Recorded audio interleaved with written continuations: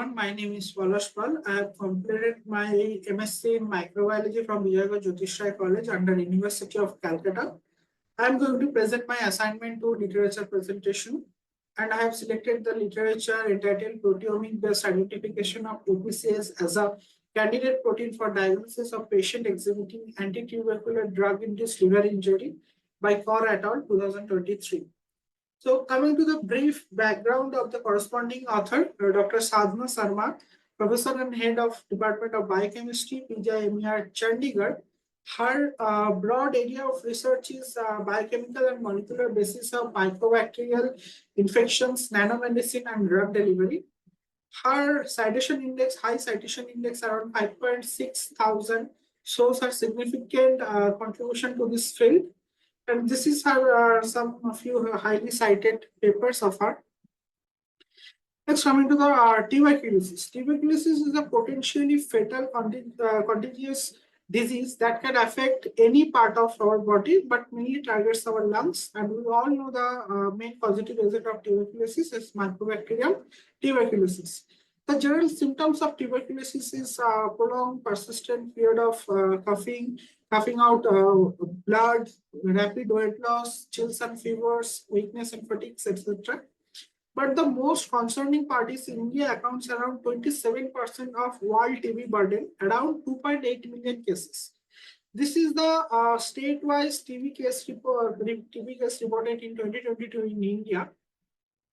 Although Government of India has launched a national strategic plan around 2017 to 2025 to prevent TB from India, but the India TB reports 2023 by Government of India is showing that the incidence per 1 lakh population is higher than the WHO estimates. The mortality rate also is higher than the WHO estimates.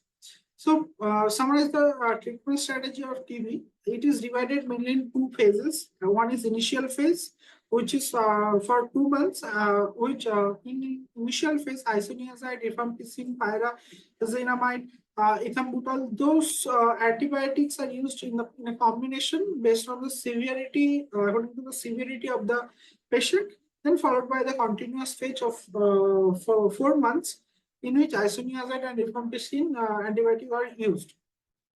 So the prolonged 6-month antibiotic treatment can give us two major consequences, that is drug-induced liver injury. Some of the patients during the 6 months of period develop drug-induced liver injury and liver cirrhosis. Also, as we know that the TB cases are directly correlated with the socio-economical status of the population. So in India, in many cases, patient does not complete the antibiotic course in a systematic manner. That's why India has the most, around 27% of world's TB drug-resistant cases. So coming to the objective to our study.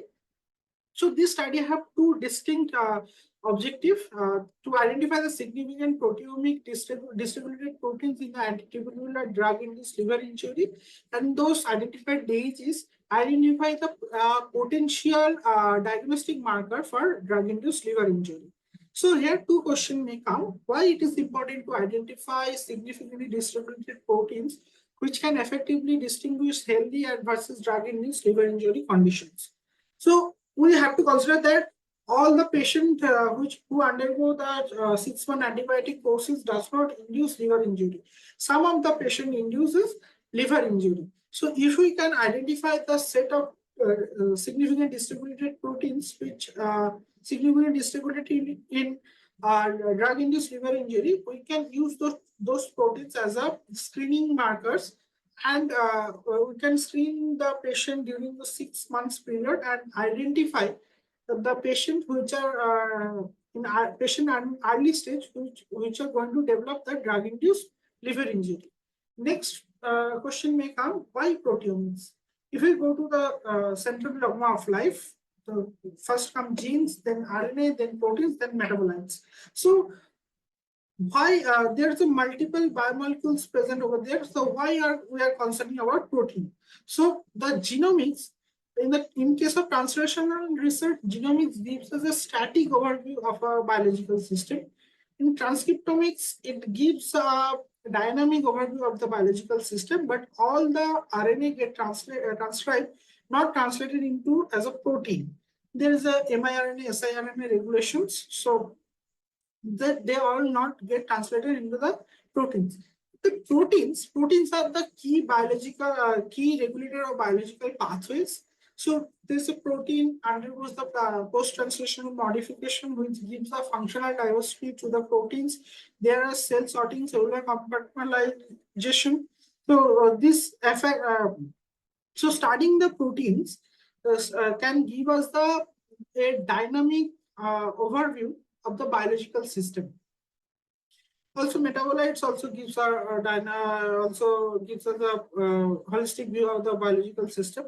So, in this study, we are considering the proteome, but proteomics. So, in this study, they included 4 groups.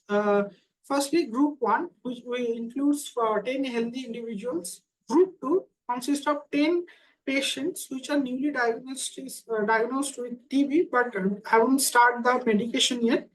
Group 3 consists of 15 patients which are undergoing the medication of TB but haven't developed the hepatotoxicity. And group 4 consists of 15 patients which are undergoing the TB medication and develop the hepatotoxicity. So all the 4 groups, serum samples are collected and performed the shotgun proteomics and did the comparative proteomic analysis in 3 stages. Firstly, they compared group 2 versus group 1, then group 3 versus group 2, and group 4 versus group 3. So, a proteomic study, we can divide a proteomic study in 2 parts. One is sample preparation and next is the data analysis. So, first in sample preparation, we have to deplete the high abundant protein. So, the albumin and IgG in total accounts around 70 to 80% of whole proteome of serum. So we need to deplete that high abundant proteins. Otherwise, if we do not deplete the samples and directly run the samples in mass spec, the high abundant proteins signals will mask the low abundant proteins and that data will not be very reproducible. So first, deplete the high abundant proteins, then in solution digestion. After depletion that serum, we centrifuge that, we will pellet down the proteins by centrifugation and do the DTT treatment, which is a reducing agent, which reduce the disulfide bond of the cysteine, and then we treat with iodoacetamide, which is a alkylating agent, which stabilize the inhibit to reform the disulfide bond. Then we do the trypsin digestion. So as it is a bottom-up proteomics approach, we do the protein digestion before the MS run. So that's why trypsin digestion was performed. And then lastly, TFA was added, which is the trypsin quenching agent, which inhibits the trypsin activity to avoid the over-digestion of the peptide. Next is the data analysis part. We run the prepared samples in mass spec and acquire the raw data and do the spectral annotation or deconvolation, whatever needed. Then the raw data is matched against the protein databases and identify the proteins. Then the protein get normalized, the data get normalized, and we do the differential expression analysis and perform the volcano plot, from which we can get the significantly distributed proteins. And with the proteins, there's a we can do the heat map formation, do the expression pattern of these proteins in different 4 groups. And they perform the string expression, string pathway network analysis, protein interaction network analysis, and pathway network analysis by cake and gene ontology analysis. So after narrowing the target differentially expressed proteins, they did the ELISA assay to validate that results and did the AUC and ROC graph analysis. So coming to the effect of albumin and IgG depletion in the protein profile. So this is showing the group 1. This in this line is the group 1 undepleted samples and group 1D is the depleted sample. So it is showing that how high abundant protein depletion affect the sample quality in case of proteomics. So this is much far better protein profile. So this is the effect of albumin and IgG depletion in the protein profile sample of protein profile. And next coming to the results. So in this case, the comparative proteomic analysis, they first perform the group 2 versus group 1 proteomic analysis. So in this in this volcano plot, they put log to fold change in the x-axis and minus log 10 p-value in the y-axis and identify the upregulated proteins. So as they are comparing group 2 versus group 1, those upregulated proteins is upregulated in group 2 and downregulated in group 2 compared to group 1. So the heat map is showing that this upregulated protein is getting upregulated in all the group 2 patients and downregulated in group 1 patient, and oppositely the downregulated protein is downregulating in group 2 patients and upregulating in group 1 patients. Similarly, they compared the group 3 and group 2 patients and group 4 and group 3 patients. So comparing all the comparative analysis, they short out the differentially expressed proteins compared to the TB patient without hepatotoxicity and the TB patient with hepatotoxicity, and narrow down their differentially expressed protein targets. And they perform the protein-protein interaction network. This is the protein-protein interaction network by string. These proteins are highly connected, ensuring the highly connection. Next, they did the gene ontology analysis. So gene ontology analysis basically divided in 3 parts: biological process, cellular components, and molecular functions. And in this case, they are showing 2 results. The biological process is showing that the platelet degranulation, negative regulation of endopeptide activity. So these all the pathways get significantly increased with those differentially expressed proteins. Next, the cellular components. So the cellular components showing the blood micro particle, extracellular exosome. These cellular components are enriched. In the pathway analysis, the key pathway analysis showing that significant enrichment of complement and coagulation cascades, staphylococcus aureus infection particles. So these pathways are enriched in pathway analysis. Next, coming to the trend chart of the significant proteins. So they narrow down their target DEGs to 6 DEGs, 3 upregulated and 3 downregulated. So this is the showing the abundance level of these proteins in all the 4 groups. They show the pro S1, which is showing that the similar abundance in all the 3 groups, and sudden spike in the group 4. So all the CHS, CFH, and KNG1, so all these 3 proteins are significantly upregulated in group 4 compared to the rest of the 3 groups. And this is the downregulated proteins: APCS, LCAT, and adiponectin protein. So these all the proteins are significantly downregulated in group 4 patients compared to the rest of the 3 groups.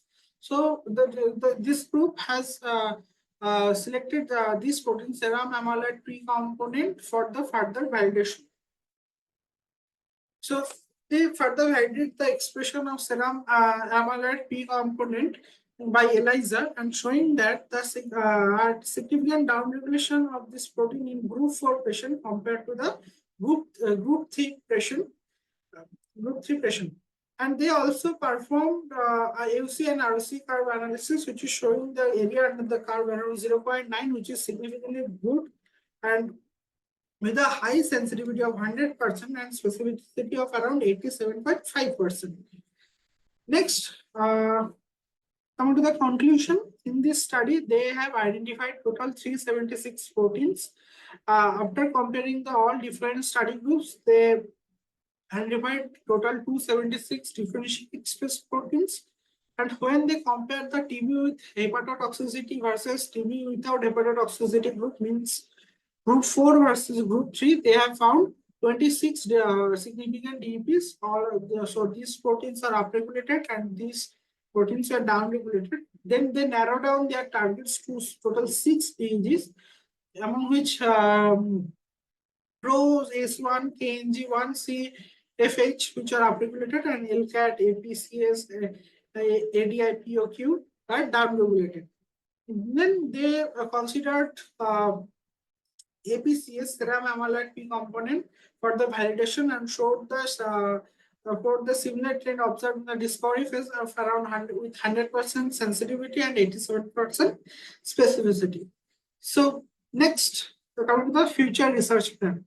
So in this study, this group have considered that significant downregulated proteins, serum amyloid P component, for the validation, but in the upregulated proteins, vitamin K dependent proteins or the PROS1 protein were significantly upregulated in group 4 compared to the rest of these groups. So we can consider that protein for further validation. And also the study population is quite small, so we can plan to do a validation study with our for our hypothesis with multicentric large population pool to avoid the population biasness. Next, another experiment we can do a paired sample longitudinal study with the group 2 patients, which are just diagnosed as TB, but haven't started the medication yet.